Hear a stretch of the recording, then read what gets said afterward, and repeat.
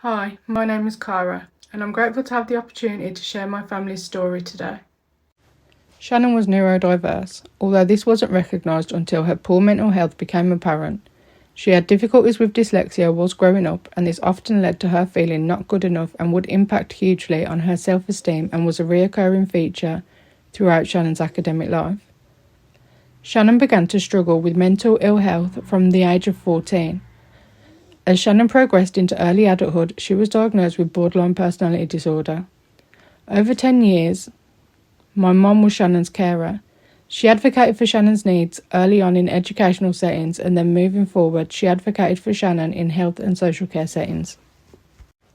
Sadly, whilst caring for Shannon, my mum experienced many difficulties, such as criticisms in relation to her parenting, with professionals making reference to her inability to cope, and overall not having her voice listened to or taken seriously. Tragically, on the 9th of January 2019, Shannon died at just 24 years old. Some months after Shannon's death, a coroner concluded with a short narrative of accidental death contributed to by neglect. This means that Shannon's death could have well and truly been avoided. In the months leading up to Shannon's death, Shannon lived in a rehabilitation unit after leaving a psychiatric inpatient unit. This placement was funded by the NHS and social care. My mum raised several concerns in regards to Shannon's safety at the placement.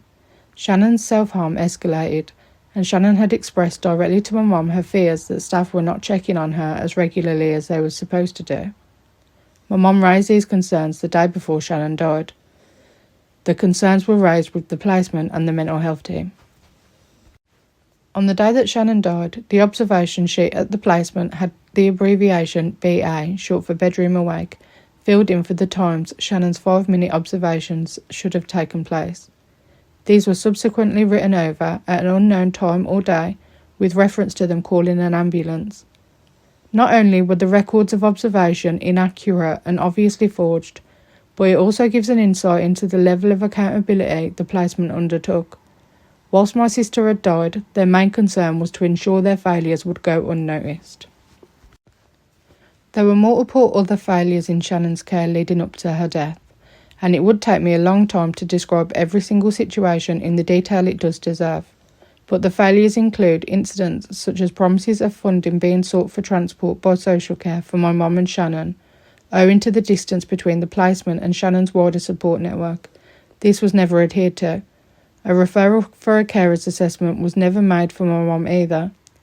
Staff at the placement had minimal training on CPR, and the training they did have was online and brief. Professionals from all agencies involved didn't work together, meaning that support for Shannon was fragmented, and most importantly, Shannon's voice was rarely actually heard nor respected.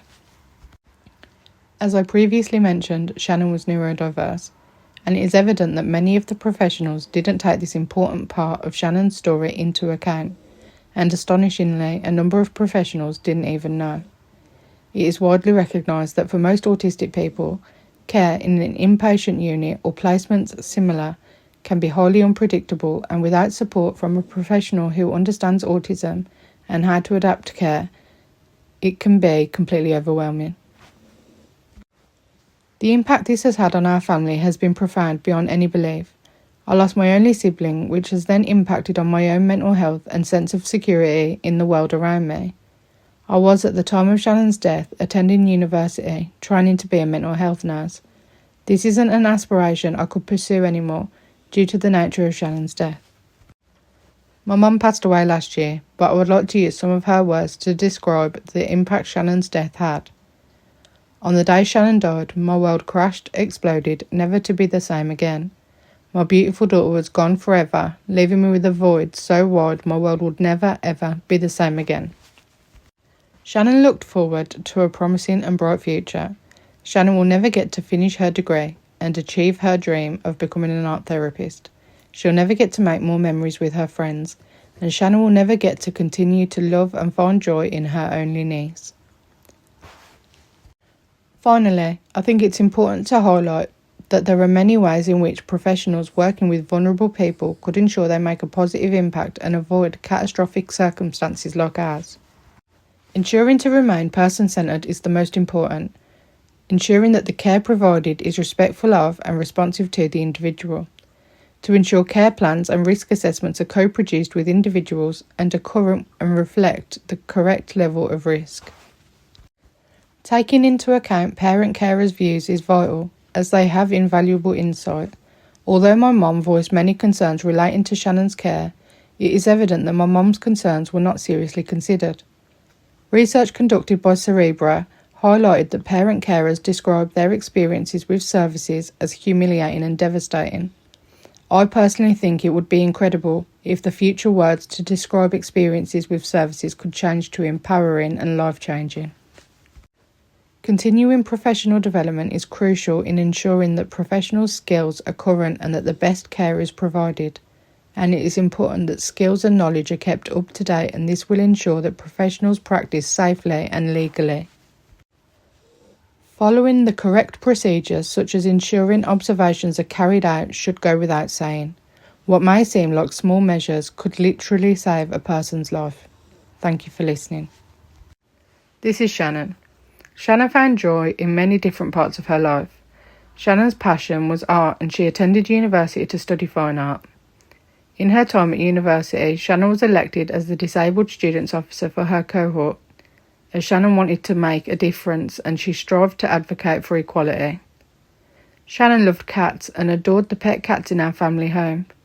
Another of Shannon's loves was reading. She would immerse herself into stories she loved, in particular the Skullduggery Pleasant series, and she was thrilled when she had the opportunity to meet the author in person. Shannon also found so much peace when her and my mum would holiday to Devon, where they would spend a lot of time near the sea.